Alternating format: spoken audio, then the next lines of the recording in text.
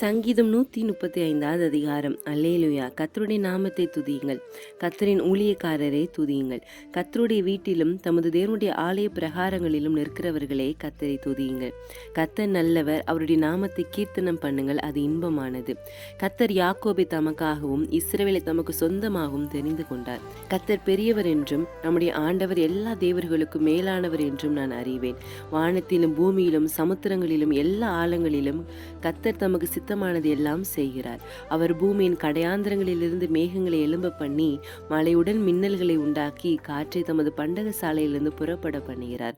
அவர் எகிப்திலே மனுஷனுடைய தலைப்பிள்ளைகளையும் மிருகத்தின் தலையீற்றுகளையும் அடித்தார். எகிப்து தேசமே, உன் நடுவில் பார்வோன் மேலும் அவனுடைய எல்லா ஊழியக்காரர் மேலும் அடையாளங்களையும் அற்புதங்களையும் அனுப்பினார். அவர் அநேக ஜாதிகளை அடித்து பலத்த ராஜாக்களை கொன்று எமோரியரின் ராஜாவாகிய சீகோனையும் பாசானின் ராஜாவாகிய ஓகையும் கானானின் சகல ராஜ்யங்களையும் அழித்து அவர்கள் தேசத்தை தம்முடைய ஜனமாகிய இஸ்ரவேலுக்கு சுதந்திரமாக கொடுத்தார். கர்த்தாவே, உம்முடைய நாமம் என்றென்றைக்கும் உள்ளது. கர்த்தாவே, உம்முடைய பிரஸ்தாபம் தலைமுறை தலைமுறைக்கும் இருக்கும். கர்த்தர் தம்முடைய ஜனத்தின் நியாயத்தை விசாரித்து தம்முடைய ஊழியக்காரர் மேல் பரிதாபப்படுவார். அஞ்ஞானிகளுடைய விக்கிரகங்கள் வெள்ளியும் பொன்னும் மனுஷனுடைய கைவேலையுமாய் இருக்கிறது.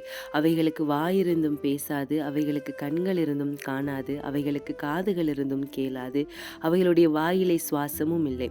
அவைகளை பண்ணுகிறவர்களும் அவைகளை நம்புகிறவர்கள் யாவரும் அவைகளைப் போல் இருக்கிறார்கள்.